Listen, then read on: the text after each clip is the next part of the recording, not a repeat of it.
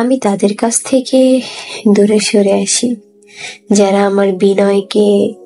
দুর্বলতা ভাবে, যারা আমাকে ছোট করে কথা বলে, যাদের সাথে থাকলে আমার আত্মসম্মানে আঘাত লাগে, যারা আমার প্রতি কোনো সম্মান রাখে না,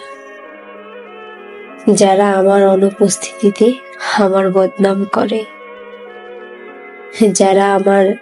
উপস্থিতিতে বিরক্ত বোধ করে, যারা আমার পিছনে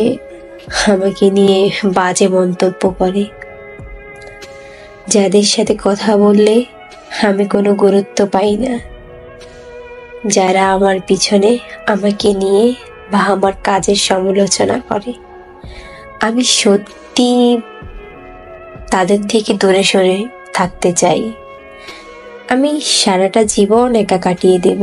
তারপরও এমন দোমুখো সাপের সাথে কথা বলবো না। আমি সারা জীবন একা কাটিয়ে দেব, তারপরেও এমন গিরগিটির সাথে কখনো মিশতে যাব না।